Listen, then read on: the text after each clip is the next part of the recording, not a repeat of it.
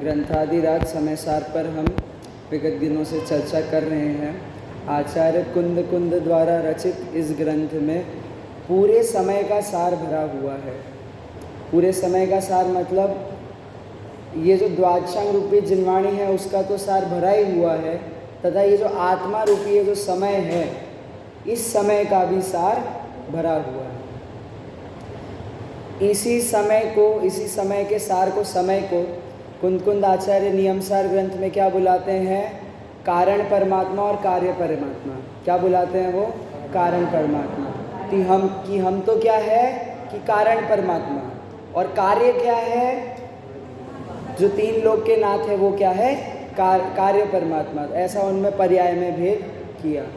यहाँ पर हम कर्ता कर्म अधिकार में किसकी चर्चा कर रहे हैं? कर्ता कर्म संबंधी अज्ञान की चर्चा कर रहे हैं। समय सार में प्रारंभिक हमने 4 संबंध देखे थे जो अज्ञान के कारण उपजते हैं, जन्मते हैं, उसके कारण रहते हैं। कौन से हैं वो 4 संबंध? एकत्व, ममत्व, कर्तृत्व और भोक्तृत्व। जिसे एकत्व बुद्धि, कर्तृत्व बुद्धि, भोक्तृत्व बुद्धि और कर्तृत्व बुद्धि कहते हैं। ठीक है। अब ये 4 बुद्धियां हैं। इसके अलावा कल और हमने 3 संबंध पढ़े थे। कौन से 3 संबंध? एक है तादात्म्य सिद्ध संबंध, दूसरा है संयोग संबंध और तीसरा है एक क्षेत्रागार संबंध। और चर्चा हमारी कहाँ चल रही थी? इसकी टीका पर। गाथा का सरलार्थ था। एक बार गाथा का पाठ नहीं, गाथा के पद्यानुवाद का पाठ करेंगे। आत्मा अर आश्रवों में भेद जब जाने नहीं है, आज्ञा तब तक जीव सब क्रोधादि में वर्तन करे, क्रोधादि में वर्तन करे, तब कर्म का संचय करे, हो कर्म बंधन इस तरह इस जीव को जिनवर करे। कि इसमें पूरे संसार की प्रक्रिया को क्या किया? समझा दिया कि यह जीव जब स्वभाव से अनादिकाल से शुद्ध है तो किस प्रकार यह जीव संसार में घूम रहा है। तो इसका विवेचन किया गया है इस गाथा में कि यह जीव क्या है कि यह जीव अपने स्वभाव में टिक नहीं पाता। उस स्वभाव में नहीं टिकने के कारण क्रोधादि विकारी भावों में फिसल करके गिर जाता है, और वो क्रोधादि विकारी भावों में जब गिर जाता है तो वो मानो कर्मों के लिए एक आमंत्रण है कि कर्म आए और हमें क्या करे? कि हमें तिरोहित करें। समझ में आया? क्या किस चीज़ का आमंत्रण है? कि ज्यों ही हम अपने स्वभाव से च्युत होकर के कहाँ गिरे? कि क्रोधादि विकारी परिणामों में, रागादि विकारी परिणामों में, मोह राग द्वेष हमने किया, और ऐसे विकारी परिणामों को करते हुए किनको हमने आमंत्रित किया? किनको आमंत्रित किया? कर्मों को हमने आमंत्रित किया। और अब जो कर्म आए हैं वो अपने कर्म का जब उदय देंगे तो अब वो उस कर्म के उदय से क्या होगा? पुनः कि पुनः विकारी भाव उत्पन्न होंगे। फिर से विकारी भाव जब आपके नए उत्पन्न हुए तो अब इन कर्म का तो उदय आया, और उदय में आकर के ये कर्म क्या हो गए? चले गए, मतलब निर्जरा को प्राप्त हुए। तो अब फिर वो जो नया मोह रूपी परिणाम था, मोह राग द्वेष का परिणाम, उसके कारण क्या हुआ? कि वापस कर्मों का आश्रय, कर्मों का आश्रय, फिर कर्मों का बंध। तो आपके साइकिल समझ में आ रहे? कैसे अनादिकाल से साइकिल चल रही है कि अनादिकाल से इस जीव ने एक भूल क्या की कि अपने ज्ञान को अपना नहीं जाना, और उस ज्ञान को अपना नहीं जानने से क्या हुआ? कि ज्ञान नहीं किया तो ज्ञान के विपरीत काम किया। कि आप एक ही तो काम कर सकते हो एक समय पे, या तो आप अच्छा काम कर सकते हो या तो बुरा काम कर सकते हो। यहाँ पे अच्छे बुरे की बात नहीं है, यहाँ पे स्वभाव और विभाव की बात है। या तो आप अपने स्वभाव में रहो, और यदि आप स्वभाव में नहीं रहे तो किस में होगे? निश्चित ही विभाव में। और यदि आप विभाव में हो तो फिर आपके साथ वो होगा जो नहीं होना चाहिए। क्या होगा? कि जो नहीं होना चाहिए। कि क्या नहीं होना चाहिए? कि ये जो संसार की ये जो मिलीजुली सरकार है वो मिलीजुली सरकार नहीं होनी चाहिए, और वो क्या है? वो हो जाती है। तो अब देखिए आचार्य अमृतचंद्र की हम टीका पर चर्चा कर रहे थे। कल पहला पैराग्राफ पढ़ा था कि जो ज्ञान है वो ज्ञान आत्मपने से निशंकतया प्रवर्तता है। किसमें? आत्मा में। क्यों? क्योंकि आत्मा और ज्ञान में कौन सा संबंध है? कौन सा संबंध है? क्यों है तादात्म्य संबंध? एक में एक है। कोई अलग कर पाया क्या ज्ञान और आत्मा को? तो जब ज्ञान और आत्मा में भेद नहीं है तो वो ज्ञान में जब आत्मा प्रवर्तन करता है तो कोई दिक्कत है क्या? ये जो ज्ञान है, ज्ञान में यदि आप प्रवर्तन करो तो कोई दिक्कत है क्या? आपका जो बच्चा है, आपका बच्चा आपके खुद के घर के आंगन में खेले तो किसी को कोई आपत्ति होगी क्या? नहीं होगी। परंतु यदि वही बच्चा किसी दूसरे के घर के आंगन में जाकर के खेले तो आप अपने बच्चे को डांटेंगे, रोकेंगे और उसे खींच करके वापस अपने घर पे लाएंगे। क्यों? क्योंकि वो आंगन हमारा नहीं है, ये आंगन हमारा है। ऐसा भेद विज्ञान, ऐसा भेद विज्ञान है या नहीं है? हमें कदाचित उस बच्चे को नहीं है पर हमें तो है ना। तो हम क्या करते हैं? उस बच्चे को खींच के लाते हैं। उसी प्रकार जो ज्ञानी है वे क्या करते हैं कि हम बच्चे हैं, हम बच्चों की तरह क्या करते हैं कि अपना आंगन तो हमने जाना नहीं। कौन सा अपना आंगन? कि जो ज्ञान रूपी आंगन है वो ज्ञान रूपी आंगन। तो हमने अपना घर तो जाना नहीं, और अपना घर जाना नहीं तो कहाँ पे गए? दूसरे के घर पे गए। और दूसरों के घर में गए तो अब बताओ, दूसरों के घर में जाना अच्छी बात है या बुरी बात है? आप कहोगे हम तो जाते हैं, तो जाकर के वहीं रुक जाते हैं क्या? कि दूसरों के घर पे गए और जा कर के रुक गए। और ऐसे दूसरों के घर पे जाने के कारण क्या हुआ कि अब आपके साथ कुछ भी हो सकता है। कोई गारंटी नहीं है ये संसार आपको कहाँ लेकर जाएगा। वो अब दूसरे के घर में आ गए तो अब दूसरे के राज के अंडर आ गए आप, कि अब वो जैसा कहेगा वैसा रहना पड़ेगा। अब कर्म जैसा कहेंगे वैसा आपको करना पड़ेगा। अब विकारी परिणाम रूप आप परिणमित होगे और आपके पास कोई ऑप्शन नहीं बचेगा। क्यों? आपके पास अपना घर था कि नहीं था? था।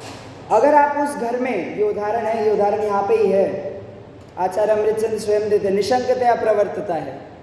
क्या करता है? निशंकतया। निशंक पता है किसको बोलते हैं? आपका खुद का घर हो, आप घर पे अकेले हो। अच्छा, घर पे अकेले होते तो कैसा आराम से फ्री घूमते ना, जो पहनना वो पहने। बाहर निकलते तो थोड़ा सा अच्छे कपड़े पहन के जाते हैं, थोड़े से जूते अच्छे पहन के जाते हैं, थोड़ी सी घड़ी किसके हिसाब से? स्टेटस के हिसाब से पहननी पड़ती है कि नहीं पहननी पड़ती? और घर पे कोई रात को वो घड़ी पहन के सोता है क्या? रात को कोई परफ्यूम लगा के सोता है? रात को कोई अच्छे कपड़े पहन के सोता है क्या? वहाँ पे निशंकतया प्रवर्तता है। क्या करता है वो? निशंकतया, कि बिना शंका के प्रवर्तित होता है। तो आचार्य देव क्या कह रहे हैं कि यदि यह जीव अपनी ज्ञान में निशंकतया प्रवर्ते तो क्या है? सो तो ठीक ही है। क्या है वो? ठीक ही है। क्यों? क्योंकि अपने में प्रवर्तन कर रहे हैं। अच्छा ठीक है, अपने में तो निशंकतया प्रवर्तन करे, अपने घर में एकदम खुला घूमे, एकदम बिना किसी की रोक टोक के घूमे, तो इसमें कोई बाधा आएगी क्या? कोई दिक्कत नहीं है। आपका अपना घर है, आप उसके स्वयं स्वामी हो और उस रूप जैसी परिणति हो, जो वहाँ पे क्रिया हो, कोई आपको रोकने टोकने वाला नहीं है। पर अब जब आप दूसरे के घर पे चले गए, अच्छा वो दूसरे का घर कौन सा है? कौन सा है? कि विकारी भाव। कि एक बार आप स्वभाव से विभाव में चले गए, उस दूसरे घर में चले गए, उन आश्रमों में चले गए, तो क्या हुआ कि भाई साहब वहाँ पर कौन सा संबंध आ गया? संयोग सिद्ध संबंध। आत्मा और क्रोधादि विकारी भावों में कौन सा संबंध है? कि संयोग। कि जैसे एक पुरुष और एक स्त्री का विवाह हुआ तो उन दोनों का क्या हुआ? संयोग हुआ।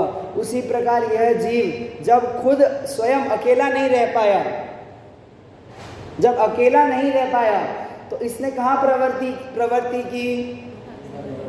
कि क्रोधादि विकारी भाव में।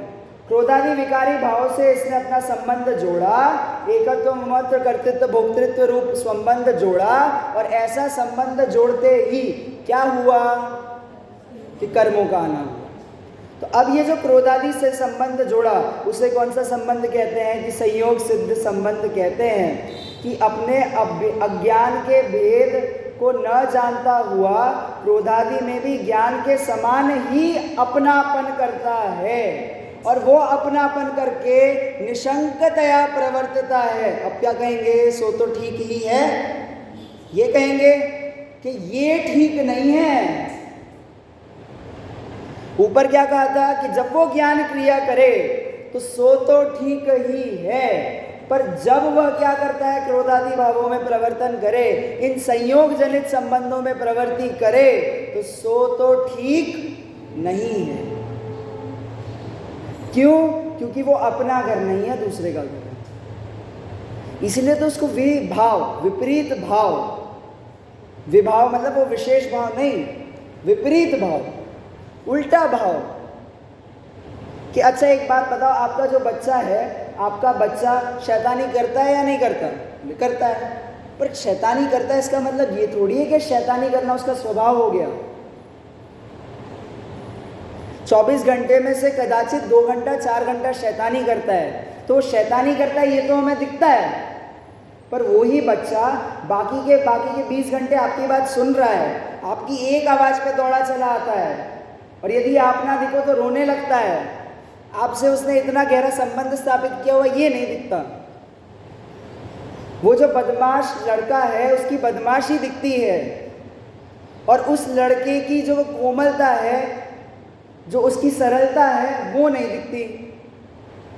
तो उसी प्रकार ये जो आत्मा है, आत्मा के साथ ये जो ज्ञान का तादात्म्य संबंध है, तो वो ज्ञान कैसा है? कि कोमल है, स्वच्छ है, निर्मल है, अनादिकाल से निर्मल है, अनादिकाल से स्वच्छ है, अनादिकाल से अपना है। तो वो अपनत्व तो नहीं दिखता, और क्या दिखता है? कि क्रोधादि भाव। क्या दिखते हैं इसे? वही आप बात कह रहे थे ना कि ज्ञान में क्रोधादि तो दिखते हैं, पर ज्ञान में ज्ञान नहीं दिखता। कि वो बच्चे में वो शैतानी तो दिखती है, पर वो बच्चे का बचपनत्व नहीं दिखता। और यहां पर बस कितना डिफरेंस है कि वो सिर्फ दृष्टि का डिफरेंस है। कि आप उस बच्चे में क्या देखना छोड़ दो?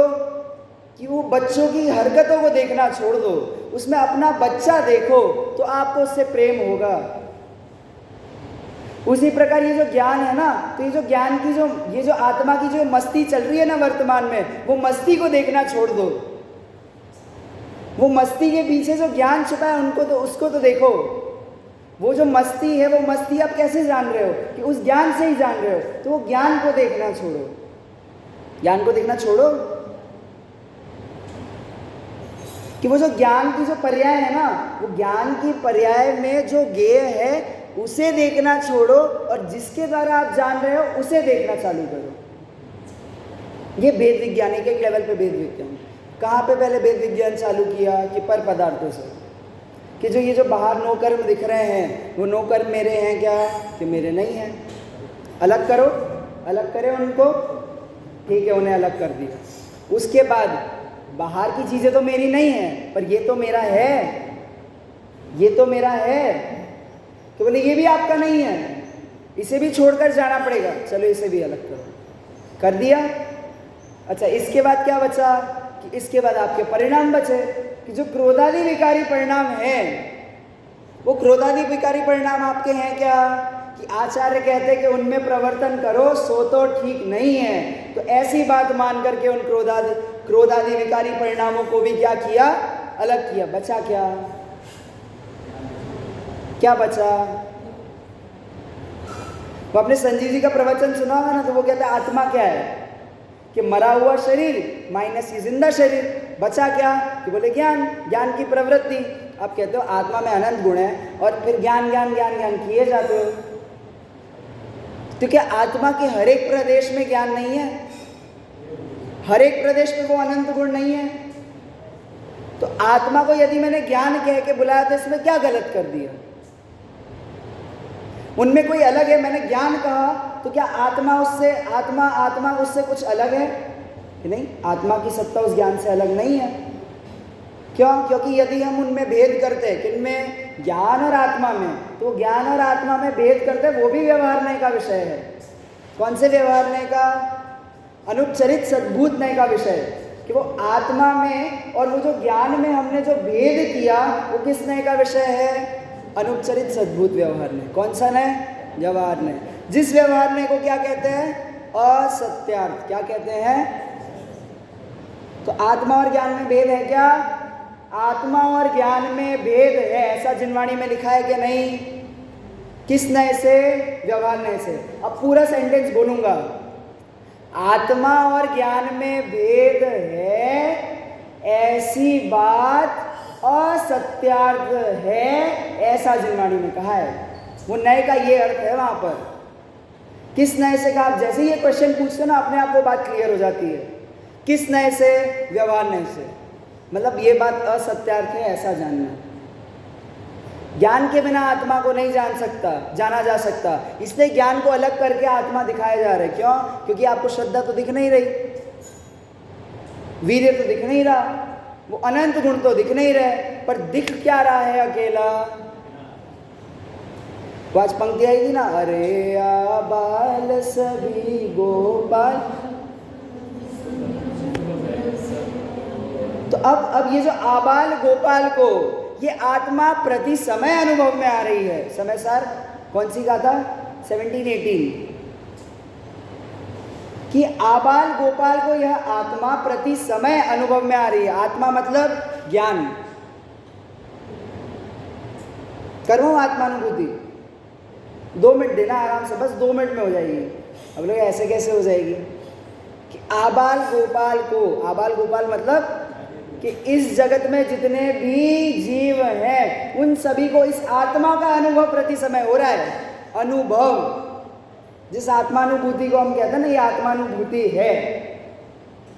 सारी सम्यक दर्शन की डेफिनेशन देखना, पूरे में से उसमें से ये निकलेगा क्या? कि ये आत्मा प्रति समय प्रत्येक जीव को अनुभव में आ रही है या नहीं आ रही? ठीक है, तो आपको अनुभव में आ रही है या नहीं आ रही? पक्का? आत्मा अभी आपको अनुभव में आ रही है? आत्मा क्या अभी आपको अनुभव में आ रही है? वापस क्वेश्चन पूछ रहा हूं मैं। आ जाएगी तो सम्यक दर्शन हो जाएगा। आत्मा अभी आपको अनुभव में आ रही है? आत्मा प्रति समय आबाल और गोपाल, आबाल गोपाल मतलब इस जगत में जितने भी जीव हैं उन सभी को अनुभव में आ रही है। और अनुभव में कैसे आ रही है? कि भाई साहब बताओ कहाँ अनुभव में आ रही है? मैंने अपनी आंखें खोली और आंखें खोलते क्या दिखा? मुझे टेबल दिखा। दिखा कि नहीं दिखा? अभी टेबल खोल लो, सब टेबल को देख रहे हैं। पंडित जी हमने तो आंखें खोली और हमें क्या दिखा? ये टीवी दिखी। तो एक बात बताओ कि ये जो टीवी है, ये टीवी आपके अंदर घुस गई क्या? नहीं घुसी। टीवी अपनी जगह पे है। तो आपने टीवी को ग्रहण किया या इस टीवी के आकार को ग्रहण किया?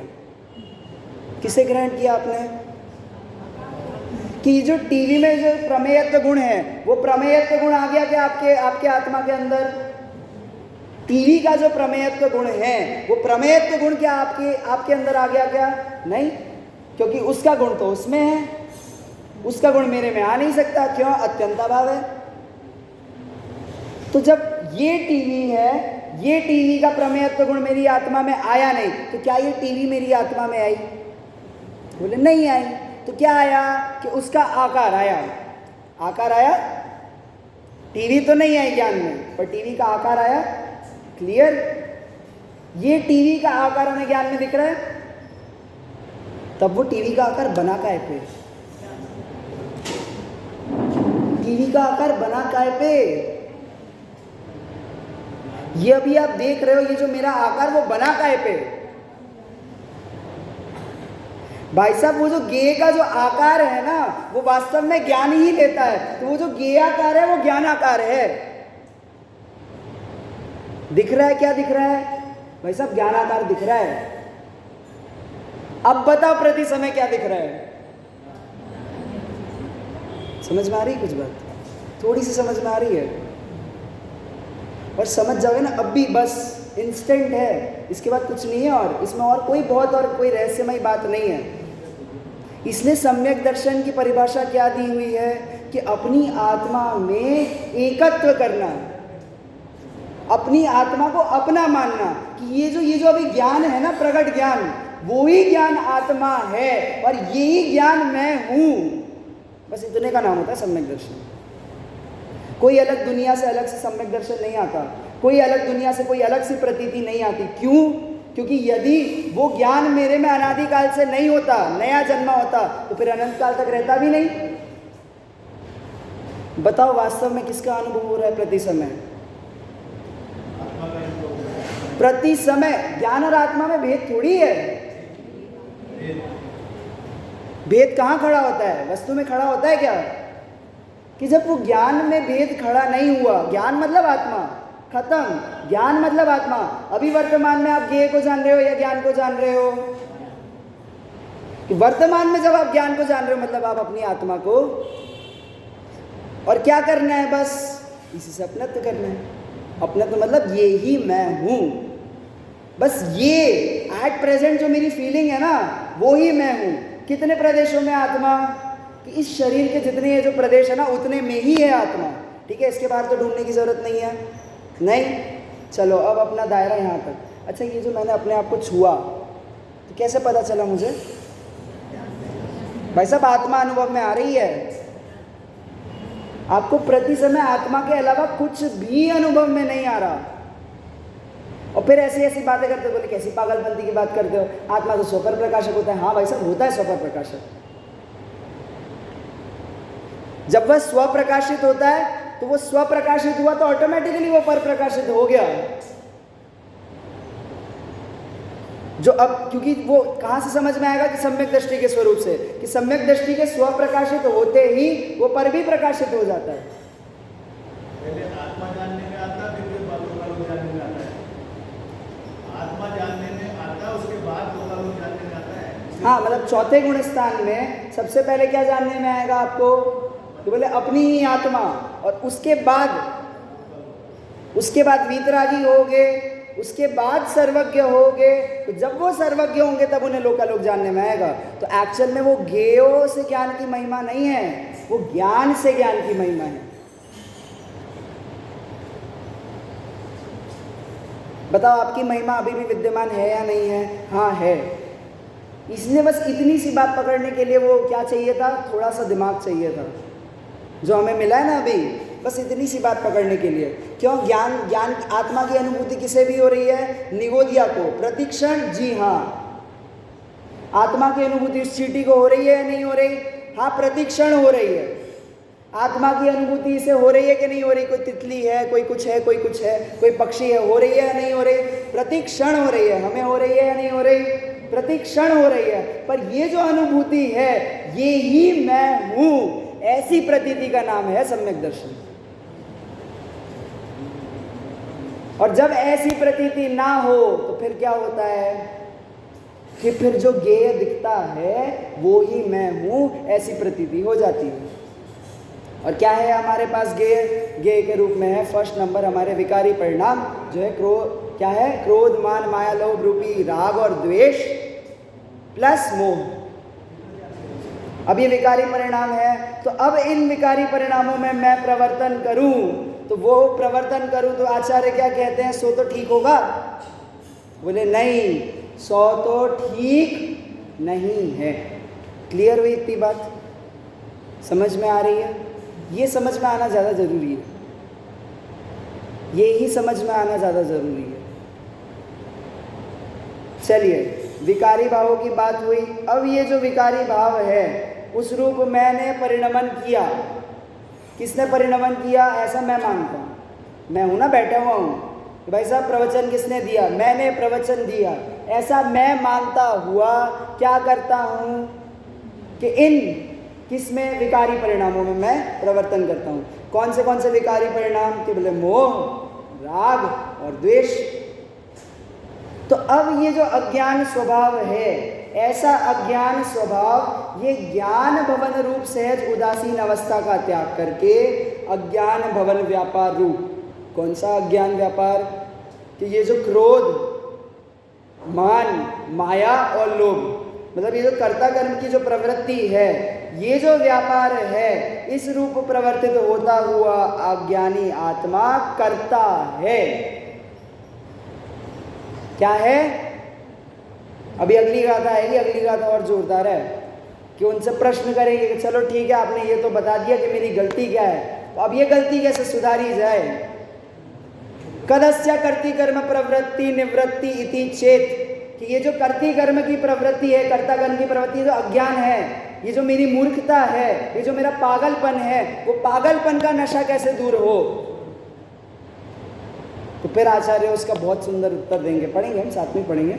अभी ये इसका प्रकरण थोड़ा समाप्त करते हैं। इस प्रकार अनादिकालीन अज्ञान से होने वाली यह कर्ता कर्म की प्रवृत्ति है। इस प्रकार अपने अज्ञान के कारण कर्ता कर्म भाव से क्रोधादि में प्रवर्तन इस आत्मा के क्रोधादि की प्रवृत्ति परिणाम के निमित्त मात्र करके स्वयं अपने भाव से ही परिणमित होता हुआ पौद्गलिक कर्म इकट्ठा होता है। कि ये जो भाई साहब आपने ये जो इतनी बड़ी दुकान खोली ना, अब वो जो दुकान खोली है तो अपने आप ग्राहक उस दुकान पे आएंगे कि नहीं आएंगे? कैसी बात है? दुकान क्यों खोली? जब ग्राहक ही नहीं चाहिए थे तो दुकान क्यों खोली? कि अब दुकान खोली तो अब ग्राहक तो आएंगे, और ग्राहक आगे ये भी पूछेगा कि भाई साहब साबुन है? नहीं है। नहीं है तो वो सुना के भी जाएगा, काहे की दुकान खोली तुमने? तो जगत के जीव भी ऐसे ही होते हैं। कैसे होते हैं? कि कोई जीव शांति से जिंदगी में पड़ा हो तो अब वो जीव उसे उंगली करेगा, कि बोलेगा अरे तुमने इस स्कूल से पढ़ाई नहीं की तो क्या किया? बोले बढ़िया से बढ़िया स्कूल में पढ़ाई करो। स्कूल में पढ़ाई की, अरे तुमने ये वाला कोर्स नहीं किया तो क्या किया? बोले ठीक है, कोई दिक्कत नहीं, कोर्स भी कर लेते हैं। अच्छा तुमने ये करियर नहीं चूज किया तो क्या किया? इस कंपनी में काम नहीं किया तो क्या किया? अरे इतने पैसे नहीं कमाए तो जिंदगी में किया क्या? बोलते हैं नहीं बोलते? कहीं घूमने भी जाते ना, बोलते हैं अरे भाई साहब जयपुर नहीं घूमा तो क्या घूमा? ये है, ये संसार का स्वरूप है कि आप जितने नहीं उलझ रहे होगे ना, उतना आपको उलझाएंगे। आदमी बोलेगा मुझे भूख नहीं है, और ये 10 टाइप के व्यंजन आपके सामने खड़ा कर देंगे। आदमी को वैराग्य आए कि बोले इस संसार में अब नहीं रहना, और वो और भोग सामग्री आपके सामने खड़ी करती जाएंगे। कैसे ये संसार के लोग कि भाई साहब फंसाने वाले हैं। वो पंक्ति आती ना वैराग्य भावना में, घर कारागृह। क्या है घर? कारागृह मतलब क्या होता है? जेल। क्या होता है? घर जेल। लगता है कभी जेल में रहते हो। घर कारागृह कि वनिता बेड़ी। वनिता मतलब कि पत्नी, और जिन जो पत्नियां हैं उनके पति, वो क्या है? बेड़ी है भाई साहब। वो बेड़ी छोड़ के कहीं जा सकते हो क्या? कहीं जा सकते हो? घर कारागृह, वनिता बेड़ी, और अब वो वहां पे बेड़ी भी दे दी, जेल भी दे दिया। अब कौन चाहिए कि एक चौकीदार? तो बोले जितने भी रिश्तेदार हैं ना, वो सब आपके चौकीदार। मैं नहीं लिख रहा हूं, वैराग्य भावना आप पढ़ते हो, उसी में लिखा हुआ है। मैं नहीं बोल रहा हूं, ये मैं तो कुछ बोल ही नहीं रहा हूं, सब आचार्य देव तो बोल रहे हैं, और आचार्य देव भी कुछ कहाँ बोल रहे हैं। तो ये जो परिवार वाले हैं, ये परिवार वाले क्या है? चौकीदार है भाई साहब।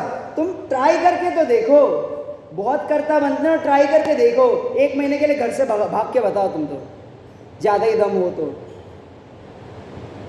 भाई साहब इतने फ़ोन आएंगे घर वालों के, और यदि फ़ोन नहीं उठाया तो आपकी खबर लेने आपके पास आ जाएंगे, टिकट कराएंगे दूसरे दिन की। क्यों? घर पे फ़ोन नहीं किया 2 दिन तक तो क्या होगा? भाई साहब समझ में नहीं आता हमें कि ये सब आपको जकड़ने वाले लोग हैं, छोड़ने वाले लोग नहीं हैं। ये सब आपको फंसाने वाले लोग हैं। अच्छा ये संसार की कहानी कितनी बढ़िया कहानी है बताऊं मैं आपको, बहुत मज़ेदार कहानी है। कैसी कहानी? कि इस संसार में एक दुखी व्यक्ति था। उस दुखी व्यक्ति ने अपना दुख दूर करने के लिए क्या किया कि एक और दुखी व्यक्ति से शादी की। किस उम्मीद में? कि भाई साहब हमारा दुख दूर हो जाएगा। एक दुखी व्यक्ति मिलकर के दो दुखी व्यक्ति मिलकर के सुख उत्पन्न करने की कोशिश कर रहे हैं। हो जाएगा? वैसा 1+1 मैंने तो 2 सुना था। तो दुख कम होगा, हट जाएगा, या फिर 1+1 2 हो जाएगा। इतने में भी शांति नहीं है उसको, इतने में शांति नहीं। अब वो 2 दुखी आत्मा मिलकर के एक तीसरी दुखी आत्मा को बुलाते हैं। और इतने में मजा नहीं आया, बोले तीसरी दुखी आत्मा से मजा नहीं आया तो एक और चौथी दुखी आत्मा को बुलाओ। और वो मिलकर के क्या करते हैं, एक सुखी संसार बसाते हैं। अब देख रहे हो इसमें पूरी आयरनी देख रहे हो बात की, कि क्या बात करी जा रही है, क्या हो रही है। मैं दुखी आत्मा रोता गाता हुआ अपनी परेशानियां, एक और दुखी आत्मा को बुला लिया, वो भी रोती गाती दुखी आत्मा। हम दोनों ने एक और को बुला लिया कि वो भी अब जब पैदा हुआ तब से रोई रहा है, गा ही रहा है। फिर एक और को बुला लिया, साथ में मिलके चारों रो। क्या है दिन भर में कि ये आकर के बोलेंगे तुम्हें पता है मेरे को कितना काम है फैक्ट्री में, वो आकर के बोलेंगे कभी घर का काम किया है, बच्चा बोलेंगे कभी स्कूल गए हो, कि टीचर का कभी होमवर्क किया है, कभी उसकी मार खाई है, रोते रहो साथ में। ये है संयोग सिद्ध संबंध, पंचसंबंध। ये साथ में मिलके रो, साथ में मिलके गाओ, और ये है संसार। इसीलिए ये पंक्तियां लिखनी पड़ती है कि भाई साहब वेद विज्ञान क्या किया कि भाई साहब अब इस दिमाग में मुनिराज को क्या समझ में आ रहा है, मुनिराज ने क्या सोच के घर छोड़ा, कि उन्हें ये समझ में आ रहा है कि घर क्या है, कारागृह है, वनिता क्या है, बेड़ी है, और जितने भी लोग हैं ना तुम्हारे वो रखवारे हैं, तुम्हें जाने नहीं देंगे। और यदि तुम्हें मुक्त होना है तो भाई साहब भाग जाओ, पूछोगे, आज्ञा लोगे। क्यों कहा है ना कि दीक्षा के लिए उसके पहले आज्ञा ली जाती है। पता है आज्ञा कैसे ली जाती है? ऐसे नहीं कि भाई साहब मुझे दीक्षा लेनी, दे दो, मुझे आज्ञा दे दो, पिताश्री कृपया मुझे आज्ञा दे दो। ऐसी आज्ञा नहीं होती। ऐसी आज्ञा होती है पिताजी अब मुझे वैराग्य का परिणाम आया है, इस संसार में मुझे रुलने की कोई इच्छा नहीं है, इसलिए मैं इस परम वीतराग वैराग्य को धारण करता हूं, और ये वैराग्य को धारण करके अब मैं मुनि दीक्षा अंगीकार करने जा रहा हूं। स्वाधीनता है भाई साहब। मुक्ति का मार्ग बहुत स्वाधीन मार्ग है, बहुत इंडिपेंडेंट मार्ग है। जैसे घर पे आपके सबसे ऊपर होता है ना कोई, सबसे हेड ऑफ द फैमिली, उनको पूछे बिना आप कोई काम करते हो क्या बिजनेस में? उनको पूछे बिना आप कोई काम करते हो? घर का छोटा सा भी एक स्विच भी ठीक करानी होती है ना, तो उनसे पूछना पड़ता है। भाई साहब मुक्ति मार्ग में ऐसी कोई पराधीनता नहीं है। एक अपनी आत्मा में लीन हुए और खत्म। मुनि दीक्षा ग्रहण की, अपनी आत्मा में लीन हुए, जितने समय वो उपयोग अपनी आत्मा में लीन नहीं रहा उतनी समय शास्त्रों का लेखन किया, शास्त्रों का पठन किया।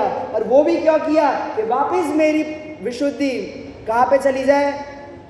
शुद्धोपयोग में। कि ये ग्रंथ क्यों लिख रहा हूं कि मेरी परम विशुद्धि हो, मुझे वो परम विशुद्धि प्राप्त हो, मुझे वो अपना आत्मा प्राप्त हो, इसके लिए ग्रंथ की रचना हो। भाई साहब आप गलतफहमी में कि कुंदकुंद आचार्य ने आपके लिए उस ग्रंथ की रचना की, वो जो संज्वलन कषाय के उदय में जो वो छठे गुणस्थान में थे, अब उसके विशेष में नहीं जा रहा हूं मैं, वो जो छठे गुणस्थान में थे, तो अब वो जो अशुभ उपयोग में थे, अशुभ उपयोग नहीं शुभ उपयोग, तो वो जो शुभ उपयोग में थे, वो शुभ उपयोग से मैं शुद्ध उपयोग में चला जाऊं, इसीलिए इन ग्रंथों की रचना करता हूं। ये है जैन धर्म, स्वाधीनता का मार्ग है जैन धर्म, ऐसे ही नहीं कहा जा रहा है। बहुत अर्थ भरा है इसमें, बहुत माल भरा है इसमें। तो छोटी छोटी बातें, आपको पूरा द्वादशांग पढ़ने की जरूरत नहीं है। कब? कि जब आपको वो द्वादशांग के सारभूत वो भगवान आत्मा समझ में आ जाए तब। जब तक समझ में नहीं आ रही तब तक क्या करें? घूमते रहे बाहर। वैसा तब तक तो पढ़ो, सत्य की खोज तो करो। कब तक? कि सत्य ना मिल जाए। और एक बार सत्य मिल गया तो फिर वो सत्य की खोज तो पूर्ण हो गई। अब वो जो सत्य है उस सत्य की प्राप्ति का एक नया मार्ग प्रारंभ हुआ, और उस मार्ग में कुछ करना नहीं है, सब होना ही है। किसकी बात करो? सहजता की बात करो। सहजता की प्राप्ति कब होती है? सहजता कब होती है? भाई साहब वास्तविक सहजता वो चतुर्थ गुणस्थान वाले सम्यक दृष्टि जीव को ही होती है। आपको और हमें नहीं हो सकती। कि मरण समय बताओ कितने अच्छे परिणाम थे, इतनी बड़ी वेदना थी, बोले पाँव था तो पाँव महसूस नहीं हो रहा था, हाथ था तो हाथ महसूस नहीं हो रहा था, शरीर में इतनी वेदना हो रही थी और उन्होंने मुंह से उफ भी नहीं की। इसका नाम नहीं है सहजता। कि मैं इस संसार में अनादिकाल से भटक रहा हूँ। और क्यों भटक रहा हूँ कि एक, मैंने अपने को नहीं पहचाना। आज मुझे ये पता चला कि ये जो प्रकट ज्ञान है वो ही मैं हूँ। मुझे ये अब अपना स्वरूप पता चला है, तो अब तो इस संसार में मैं भटकने वाला नहीं हूँ। और अब मुझे ये मेरा अनादिकाल का बिछड़ा हुआ मित्र मुझे मिला है, इसे मैं छोड़ूंगा क्या? बोले अब मैं इसे नहीं छोड़ने वाला।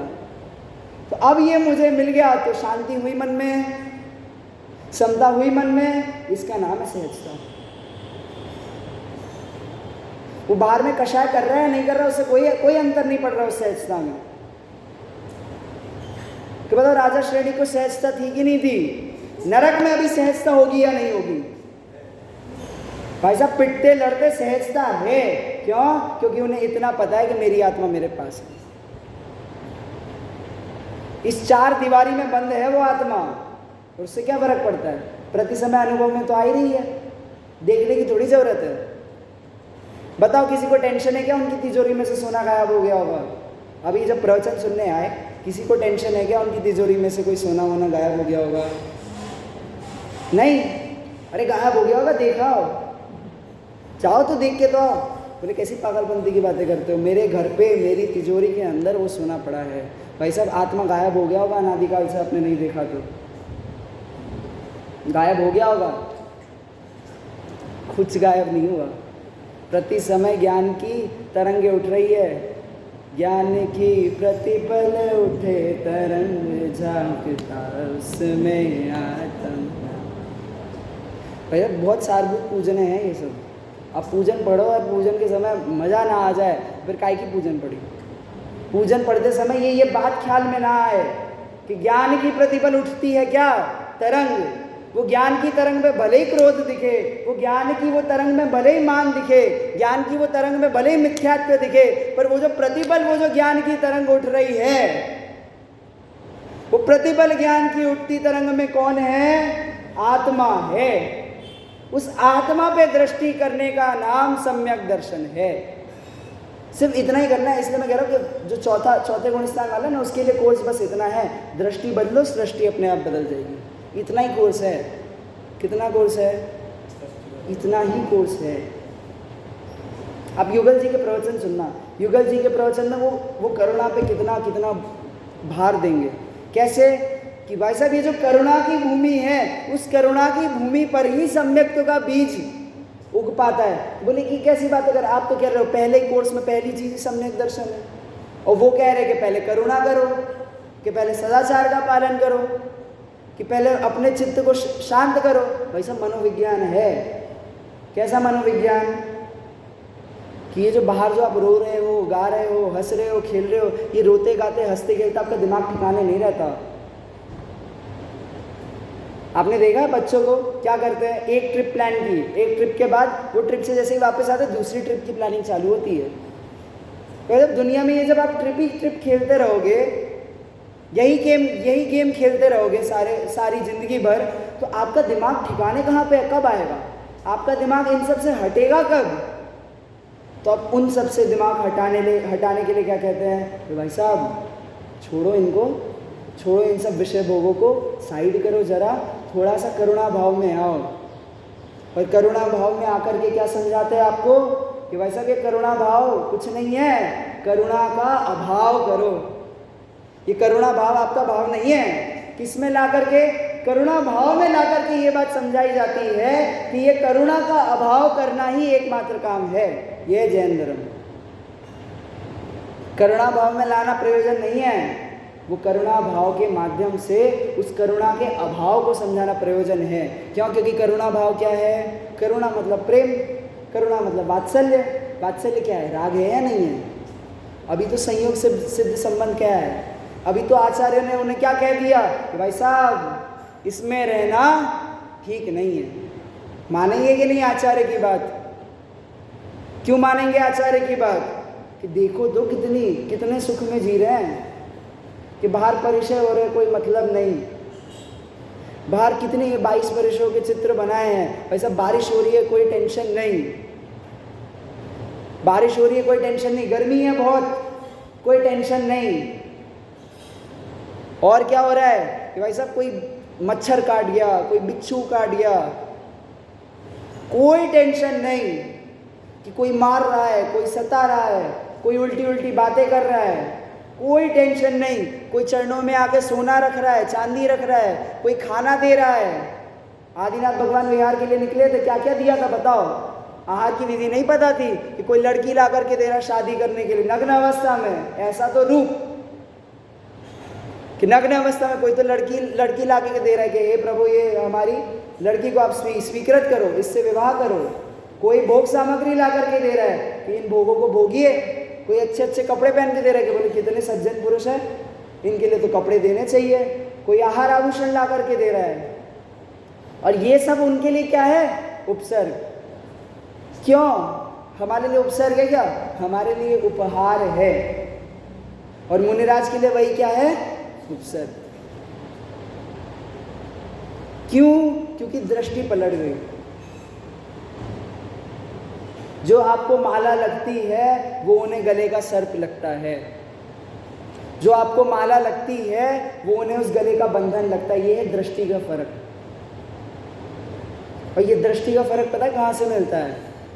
कि जब आप पूरे विनय से अपने आप को कहाँ समर्पित करो कि ये शास्त्रों के अध्ययन में, इन शास्त्रों में जो बताई गई जो विषय वस्तु है उनके चिंतन में, और इन शास्त्रों से समझे गए उस आत्मा के स्वरूप में, स्वपर के भेद विज्ञान में, और वो स्वपर के भेद विज्ञान में लगाया गया उपयोग एट द एंड कहाँ लगता है? अपनी आत्मा में लगता है। कि बताओ विकल्पों से सम्यक दर्शन होता है क्या? क्यों? सम्यक दर्शन तो निर्विकल्प होता है। और उसके पहले जो हम ये जो आप विकल्प करने को ही तो बोल रहे हो, आप ये जो सोचने को बोल रहे हो कि ये विकल्प करो, वो विकल्प करो। क्या विकल्प करो? कि आत्मा इससे भिन्न है, ऐसा विकल्प करो। करना है ना ये विकल्प? बोलो निश्चय नय सही है ना? निश्चय नय से आत्मा ऐसी एक शुद्ध अखंड चैतन्य, बोलो ऐसा विकल्प होता होगा ना आत्मानुभूति के समय? तो एक बात बताइए कि ये जो विकल्प है, इन विकल्पों से वो निर्विकल्प आत्मा कैसे प्राप्त होगी? सही बात है ना कि भाई साहब कि जिसके पास खुद रहने करने के पैसे नहीं है वो दूसरे को कहाँ से रखेगा? कि भाई साहब उपचार से कह दिया। कैसा उपचार से? कि जो पूर्व क्षणवर्ती पर्याय है वो है कारण, और उत्तर क्षणवर्ती पर्याय है वो है कार्य। कि पिछले समय की पर्याय जो है वो क्या है? कारण। और आगामी जो पर्याय है वो क्या है? कार्य। पर एक्चुअल में उपादान कारण क्या है? वो उपादान कारण क्या है? कि पूर्व क्षणवर्ती पर्याय वो उपादान कारण नहीं है, कि तत्समय की योग्यता उपादान कारण है। वो जो सम्यक दर्शन की जो निर्विकल्प अवस्था है ना, वो निर्विकल्प अवस्था उस सविकल्प अवस्था से नहीं आई, वो सविकल्प अवस्था का नाश करके आई है। वो सविकल्प अवस्था उस निर्विकल्प अवस्था का कारण नहीं है, वो सविकल्प अवस्था का नाश होना ही वो निर्विकल्प अवस्था का प्रकट होना है। तो वो जो सविकल्प अवस्था है वो तो चली गई, और फिर क्या प्रकट हुई? कि निर्विकल्प अवस्था। तो ये जितने में शब्द कह रहे हैं वो सविकल्प है कि निर्विकल्प है? मैं कह रहा हूँ कि ज्ञान में ज्ञान देखो, ये बात सविकल्प है या निर्विकल्प है? आत्मा ज्ञान है, ये सविकल्प है या निर्विकल्प है? कि जब तक ये बात सुनते रहोगे, ये बात सोचते रहोगे, तब तक सविकल्प है। और जिस समय उसकी अनुभूति होगी वो निर्विकल्प ही होगी। यह है निर्विकल्प का मतलब। निर्विकल्प का मतलब कि और कोई विकल्प नहीं, कि एक मैं, बस मैं हूँ, इतना विकल्प। और ये मैं हूँ, ये तो शब्दों में तो हमें विकल्प के बिना बात ही नहीं कर सकते। अब ये शब्दों की ऐसी मतलब शब्द इतने अक्षम हैं कि जिनमें वो इतनी ताकत ही नहीं है कि वो उस आत्मानुभूति को प्रकट कर सके, मतलब बता सके शब्दों में। तो अब यहाँ पर आचार्य देव क्या कह रहे हैं कि जब ये जीव आत्मानुभूति नहीं करता तो तब क्या करता है? कि कर्ता कर्म भाव से क्रोधादि में प्रवर्तन करता हुआ यह आत्मा क्या करता है? पौद्गलिक कर्मों को इकट्ठा करता है, और इन पौद्गलिक कर्मों को इकट्ठा करने से वह जीव और पुद्गल का परस्पर एक क्षेत्रावगाह लक्षण वाला संबंध स्थापित होता है। तीनों संबंध स्थापित कर दिए। कहाँ स्थापित किया? आप तो खंडन करते जा रहे एक के बाद एक। तो संबंध स्थापित करेंगे तभी तो उसका खंडन करेंगे ना। कि भाई साहब केस जब लड़ा जाता है तो जज ऐसा थोड़ी सीधा जजमेंट दे देता है वो तो क्रिमिनल वाला जो लॉयर है उसकी भी बात सुनेगा, और उसका जो डिफेंस कर रहा है वो डिफेंस की भी बात सुनेगा, और उन दोनों की बात सुन करके तो वो जजमेंट देगा। तो हमने कर्मों की भी बात सुनी या नहीं सुनी? सुन ली। हमने वो रागादि विकारी परिणामों की बात सुनी या नहीं सुनी? सुन ली। और हमने एक त्रिकाली चैतन्य आत्मा की बात सुनी या नहीं सुनी? अब जज कौन है? तो वही ज्ञान खुद जज है। और वो कैसे जजमेंट देगा? कि वेद विज्ञान से जजमेंट देगा। और क्या जजमेंट देगा? कि ये ज्ञान ही मैं हूं। ये सब बेकार की बातें कर रहे हैं। क्या जजमेंट देगा? कि मैं ही सही हूं। जज बोलता है क्या कभी मैं गलत हूं? नहीं। तो वो ज्ञान क्या बोलेगा? कि मैं ही ज्ञान हूं। बात स्पष्ट हो रही है? गाथाकार सभी को आशा है कि स्पष्ट हुआ होगा। अब देखिए, जो सम्यक दर्शन, सम्यक ज्ञान और सम्यक चाहता, अब ये देता ना ज्ञान क्रिया। ज्ञान क्रिया अपनी आत्मा की क्रिया। कैसी क्रिया है वो ज्ञान क्रिया? स्वभावभूत क्रिया है कि नहीं है? स्वभावभूत क्रिया। जब वो ज्ञान क्रिया आत्मा की स्वभावभूत क्रिया है, तो वो ज्ञान क्रिया में और क्या क्या चीजें आएंगी? कि पहला तो सम्यक दर्शन, दूसरा सम्यक ज्ञान, और तीसरा सम्यक चारित्र। ये क्या है? क्या है ये? ज्ञान क्रिया है। आप कहोगे श्रद्धान अलग है, ज्ञान अलग है, चारित्र अलग है। वैसे अब आत्मा में भेद नहीं होता। नयों से भेद जाना जाता है। समझने के लिए भेदों को खड़ा किया गया है। वस्तु में भेद नहीं मिलेगा। कैसे नहीं मिलेगा? इस बेंच में से उसका स्पर्श अलग करके बताओ, रस अलग करके बताओ, वर्ण अलग करके बताओ, नहीं कर सकते ना। आत्मा में से उसका ज्ञान अलग करके बताओ, उसका दर्शन अलग करके बताओ, उसका चारित्र गुण अलग करके बताओ, नहीं कर सकते। पॉसिबल ही नहीं। वस्तु का स्वरूप ही वैसा नहीं है। वो तो केवल ज्ञान नहीं है, शुद्ध ज्ञान है। तो शुद्ध ज्ञान कैसा है? विकल्पात्मक ज्ञान है। तो बिना विकल्पों के हम वो वस्तु को ही नहीं जान पाते। हमारे पास कंप्लीट नॉलेज नहीं है, तो क्या करेंगे? कि पहले एक फर्स्ट क्लास पढ़ेंगे, फिर सेकेंड क्लास पढ़ेंगे, फिर 10 class, third, fourth, fifth, six, ऐसे करके 10th तक पहुँचेंगे। ऐसा ही करेंगे ना? क्यों? क्योंकि हमारा ज्ञान क्या हो रहा है? डेवलप, विकसित। तो फर्स्ट क्लास में छोटा सा पार्ट, सेकेंड क्लास में। वैसे ही नए ज्ञान की प्रवृत्ति है कि एक पार्ट में वस्तु का एक अंश जाना, दूसरे पार्ट में वस्तु का दूसरा अंश जाना। वस्तु ही जान रहे हैं, वस्तु ही जान रहे हैं, पर वो जो नए है, वस्तु अंशग्राही नए। नए क्या होता है? कि वस्तु के अंश को जो ग्रहण करे, वस्तु के अंश को जो पता है, उसे नए कहते हैं। तो निश्चय नए भी वस्तु के अंश को ही ग्रहण कर रहा है, वस्तु को ग्रहण नहीं कर रहा। समझिए, ये होता है पक्षातिक्रांत होना, कि निश्चय नए सही है या व्यवहार नए सही है। निश्चय नए वस्तु का निरूपण करता है कि व्यवहार नए वस्तु का निरूपण करता है, कि व्यवहार नए भी वस्तु के अंश का निरूपण करता है, निश्चय नए भी वस्तु के अंश का निरूपण करता है, और वस्तु तो पूर्ण है। तो जब तक वो अंश पे दृष्टि रहती है, वो पूर्णता पे दृष्टि नहीं जाती। एग्जैक्टली। आत्मा क्या है? कि नयातीत है, नयों से पार है। इस नए चक्र के समूह से हमें क्या होना है? पार होना है। इन विकल्पों के समूह से हमें क्या होना है? पार होना है। तो अब आपके लिए ऐसा है कि भाई साहब, ये विकल्प ही नहीं करोगे तो विकल्पों के समूह से पार कहाँ होगे? वेद विज्ञान की प्रक्रिया ही नहीं जानोगे तो प्रक्रिया से पार कैसे होगे? एग्जाम के लिए पढ़ाई ही नहीं करोगे तो पास कहाँ से होगे? क्लियर है बात? पक्षातिक्रांत। तो ये किसी भी नए का पक्ष लेने जैसा नहीं है। एक एक नए का पक्ष बताऊं, एक एक नए का पक्ष बताया जाए कि व्यवहार नए का पक्ष, कि भाई साहब इस जिंदगी में कुछ होना जाना नहीं है, एक बस भगवान की पूजन करो, एक बस भगवान के चरणों में पड़े रहो, हमारा कल्याण हो जाएगा। बात सही है कि नहीं है? भाई साहब भगवान के चरणों में आए बिना कल्याण होने वाला है क्या? नहीं। भगवान की वाणी समझे बिना कल्याण होने वाला है कि नहीं? सही है वो बात। पर यदि वो जीव उसी को पूर्ण सत्य मान ले तो कब तक चरणों में पड़ा रहेगा? अनंत काल तक चरणों में ही पड़ा रहेगा। इसलिए वो सम्यक दर्शन प्राप्त करेंगे, सप्तभेव से नहीं डरेंगे, सप्त तत्व का ज्ञान करेंगे, जीव अजीव विज्ञान करेंगे, और अधिक क्या बोलो? भक्त नहीं। व्यवहार नए का पक्ष समझ में आया? निश्चय नए का पक्ष क्या है? मतलब मैं तो एक शुद्ध अखंड त्रिकाली चैतन्य आत्मा हूँ, अभी सिद्ध हूँ, खत्म। क्या जरूरत है? बताओ भाई साहब, आप आत्मा के समान हो ना। अभी सिद्ध समान स्वपद मेरा है, सिद्ध के समान मेरा स्वपद है, क्या जरूरत है, क्यों बैठे हैं यहाँ पे? चलो, मैं सिद्ध हूं, बात खत्म। कि भाई साहब वो अभी सिद्ध नहीं ना। क्रोधादि विकारी परिणामों में प्रवर्तन कर रहे हो कि नहीं कर रहे हो? हाँ कर रहे हैं। चारित्र मोह का उदय है या नहीं है?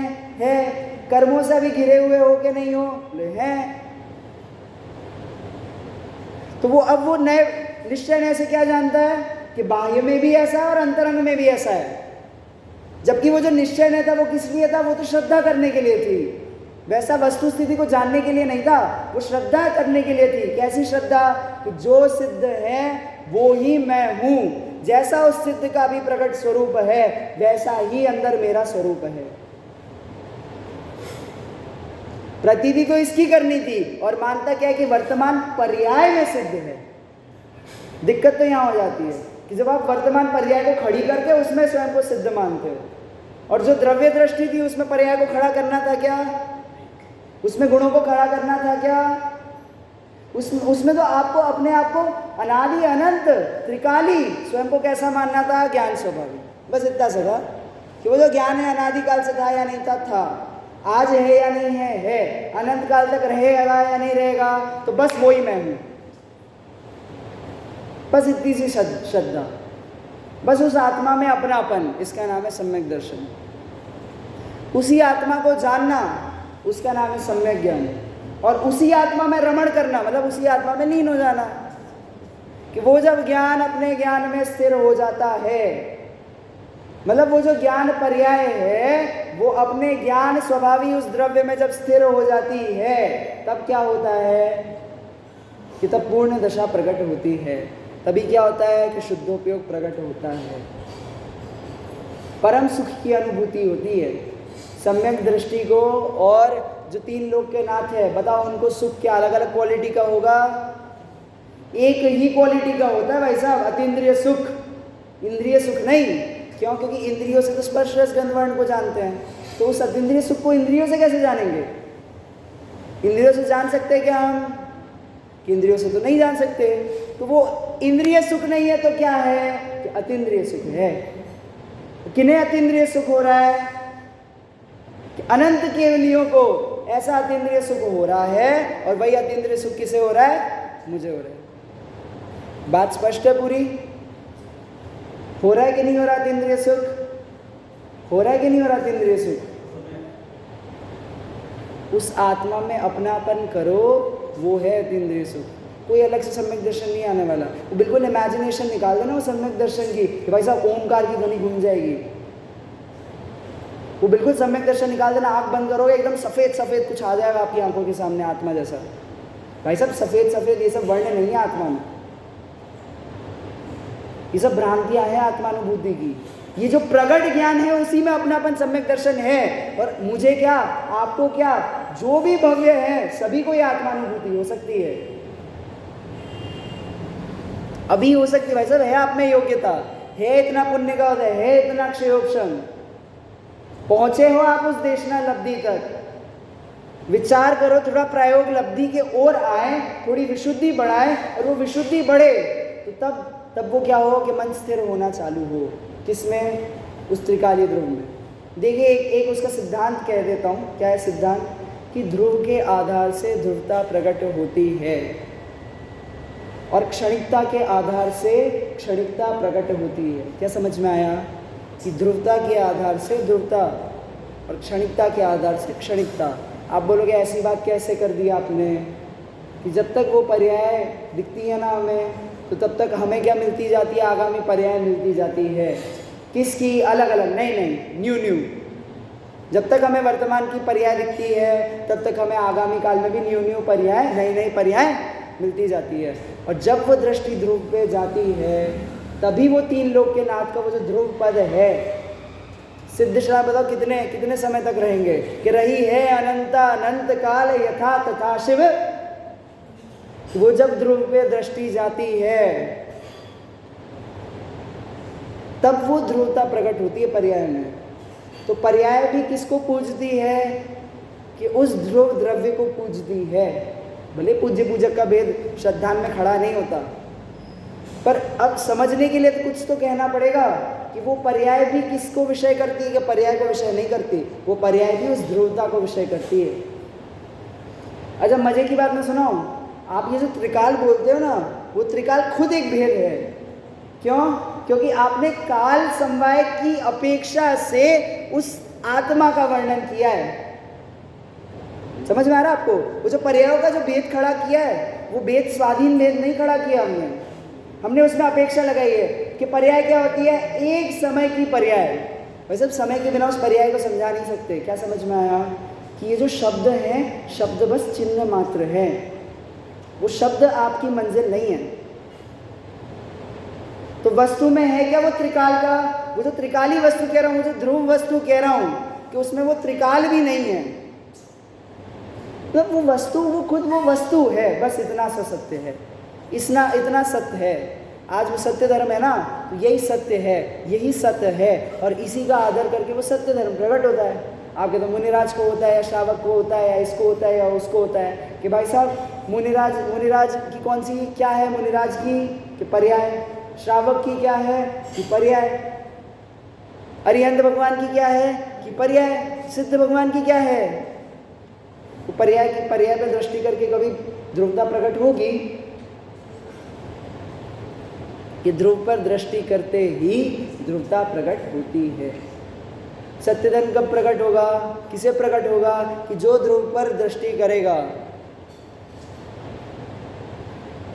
कि ये जो आत्मा में दृष्टि हुई, वो आत्मा में दृष्टि हुई तो उसी वहीं पे अपनापन स्थापित हुआ, वहीं पे उससे एकत्व जुड़ा, वहीं पे उससे ममत्व जुड़ा, उसी आत्मा का कर्तृत्व हुआ और अनंत सुख का भोक्तृत्व हुआ। जब ये एकत्व ममत्व कर्तृत्व सही जगह पे इसकी स्थापना होगी, तब हमें ये आत्मानुभूति निश्चित रूप से होगी। और बिल्कुल हमें इस बात का क्या बोलते हैं, कमर कस के तैयार रहना है। किसके लिए? कि मोह की सेना को पराजित करने के लिए। और किसके लिए? कि ये जो विकारी भाव है, ये विकारी भावों में जो ये जो मेरी परिणति है, वो परिणति से अपने आप को भिन्न जानने के लिए हमें कैसे खड़ा होना है? कि कमर कस के तैयार होना है। कैसे तैयार होना लड़ने के लिए? कि कमर कस के खड़ा होना है। समझ में आ रहा है? आज का विषय इसी प्रकार। अब कल क्या प्रश्न पूछेंगे कि आपको तो उत्तर मैंने दे दिया, पर अभी वो जो शिष्य है ना, वो आचार्य से प्रश्न पूछता है कि इन आश्रमों से निवृत्ति कैसे हो।